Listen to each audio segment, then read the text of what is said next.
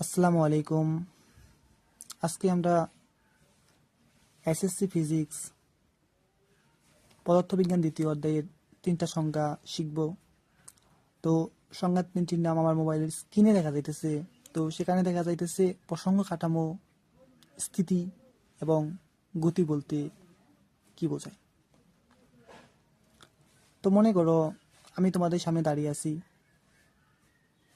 আমাকে দেখে তোমাদের হয়তো মনে হতে পারে আমি স্থির, কিন্তু আসলে কি আমি স্থির? উত্তর হচ্ছে না।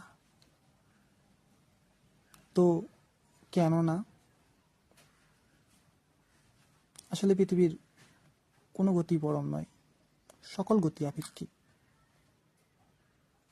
পরম মানে হলো ধ্রুবক, আর যেটা পরিবর্তন হবে না। আর আপেক্ষিক মানে হলো একটা সাপেক্ষে একটা কল্পনা করা। তো আমরা যে এই পৃথিবীতে আছি, এই পৃথিবীর সবকিছুই গতিশীল।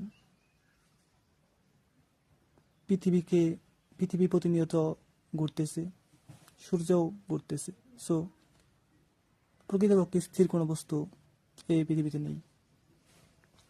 তো এটা আমার উদ্দেশ্য না। আমার উদ্দেশ্য তোমাদের মাঝে জ্ঞানমূলক প্রশ্নগুলা বুঝিয়ে দেওয়া। তো দেখো, মনে করো তুমি এই পাহাড়ের উপর দাঁড়িয়ে আছো। তুমি নিচ থেকে দুইজন ব্যক্তিকে দেখলে, এ ব্যক্তি ও বি ব্যক্তি। তো আমরা ধরলাম এই বস্তুটা, এটা একটা দৃঢ় বস্তু, পাহাড়টা একটা দৃঢ় বস্তু। দৃঢ় বস্তু কোনগুলা? যেগুলা আকার আকৃতি পরিবর্তন হয় না।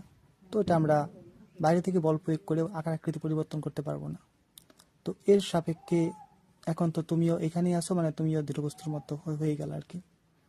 তো তুমি দেখলা এখানে, যখন তুমি এখানে শুরুতে উঠলা তখন দেখলা এও দাঁড়িয়ে আছে, এও দাঁড়িয়ে আছে।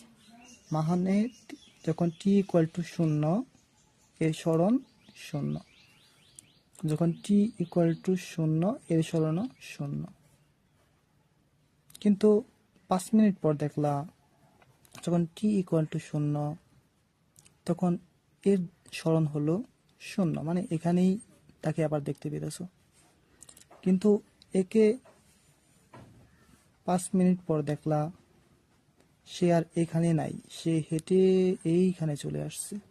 তো এটুকু দূরত্ব দিলাম আমি 30 মিটার।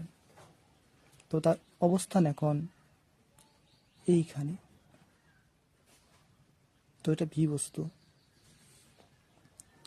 তো মূলত আমরা এই সিনারিও থেকেই প্রসঙ্গ কাঠামো, গতি এবং স্থিতির সংজ্ঞাগুলা বুঝতে পারি। তো প্রসঙ্গ কাঠামো আসলে কিভাবে সংজ্ঞাটা দিবে তোমরা?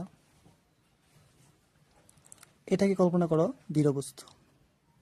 তাহলে যে দৃঢ় বস্তুর সাপেক্ষে কোনো বস্তুর স্থিতি, গতি ও অবস্থান পরিমাপ করা যায়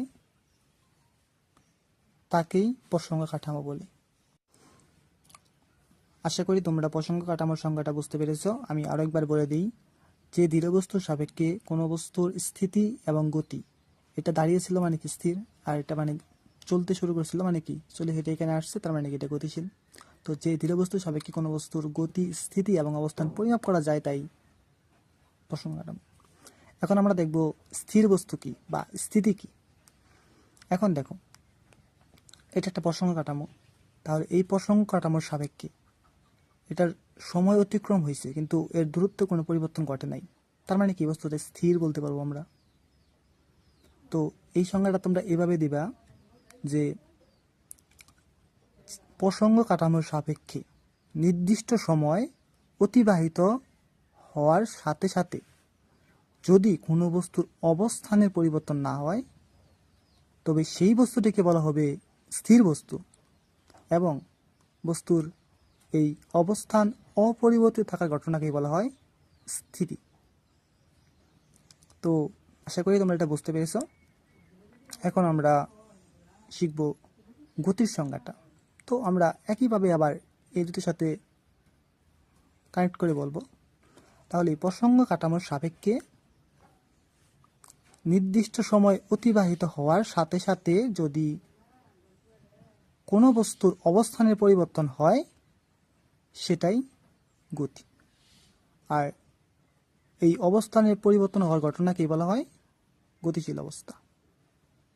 তো আশা করি তোমরা বিষয়গুলো বুঝতে পারছো। মানে এখানে যখন টি ইকুয়াল টু 0 ছিল তার কোনো দূরত্ব অতিক্রম করছিল না। তো এরপর যখন টি ইকুয়াল টু 5 মিনিট গেল তো এখানে আসছে, তো এটার অবস্থানের পরিবর্তন হয়েছে নির্দিষ্ট সময়ের সাপেক্ষে।